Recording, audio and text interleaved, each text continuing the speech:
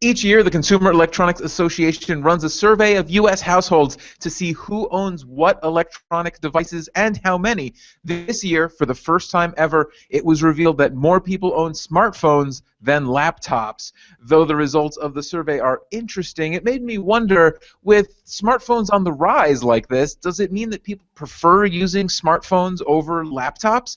Guys, if you could choose only one, a smartphone or a laptop, which would you pick and why? Lewis, kick us off. I'd go with the smartphone. I do believe, within the past decade or so, we've seen the smartphone slowly replace the camera, the MP3 player, the video player, and now it's kind of like getting onto the laptop, even the tablet's turf. And Yeah. it's kind of interesting that it's what was number three, right? I think it was TVs is number one. Yep. Number two is DVD, Blu-ray players, and Yep. smartphones come in number three. Yeah, and a close number 3 to number A 2. close number two. Yeah. Yeah. And if you guys remember when Microsoft was talking about Windows 10, there's going to be a feature called Windows 10 Continuum that if you have a Windows phone, if you hook it up to a certain an external monitor or even to a keyboard, it's going to automatically go into laptop mode. So you'll be running the application as if it were a laptop application. So this is kind of like heading in that territory where, the smartphone is, a lot of people already have smartphones. You check it for email, with surfing, you buy stuff on it. So it seems like a natural progression for the smartphone to replace the laptop. I like that. I like that progression a lot. I mean, I definitely use the smartphone way more than I use a laptop. In fact, so much that I don't have a laptop anymore. Technically, I have a tablet that works like a laptop, and that's in fact what I'm recording on. So I like moving to the mobile tablet, but I definitely use my smartphone all the time. And if the smartphone could even replace a tablet, if I could hook it up to a TV and do my work from a smartphone that's sitting next to me and it's on the big screen with the keyboard, hang on, let me just picture this glorious age that is coming down the pike. Oh yeah, that would be so great. I mean, I used to be watching TV. Oh man, this is gonna sound so first world. I used to be watching TV and think of something and have to stop and get up and go over to a computer to Google something. And now I can just pull out my smartphone and do everything that I would do on that laptop on my smartphone. I use my smartphone all the time. And it's on you all the time. Unlike a laptop where, you could have a ridiculously 2-pound laptop, but you're not going to carry that 2-pound laptop everywhere. Your smartphone, it's in your pocket. It's going to go everywhere you go. Right, that laptop isn't going to be between the couch cushion and the couch arm, Right. My smartphone is, much to the chagrin of my poor wife, who has to put up with me being on the phone pretty much constantly all the time. Dan, what about you? Smartphone, laptop?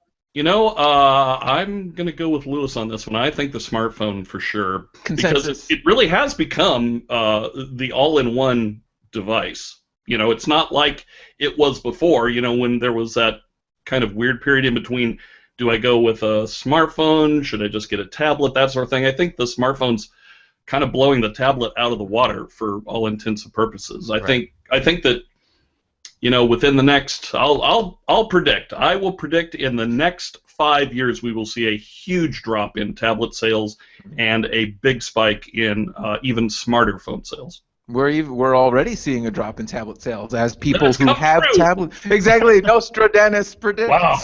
Nostradamus. I like it. I like that. I will say but I mean, it really. You're right, Jeff. It's like I sit on the couch and I'm watching TV, and my wife will go, "Well, what else was that actor in? He looks real familiar." You grab your phone, type in IMDb, and there you go. It's like. Yeah, it's great. I'm such a couch potato now. I know.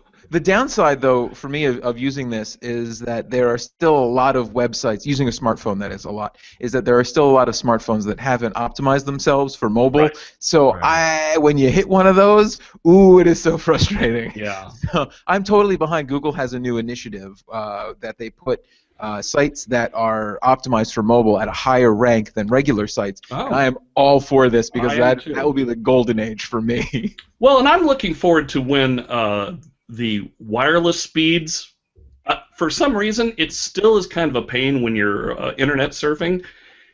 Even at 4G, it just isn't as fast as when I'm sitting 5G. On my computer, wired right into my Ethernet. It's like, I would like, that's the day I'm waiting for, when it's like lightning fast, like right there. Right.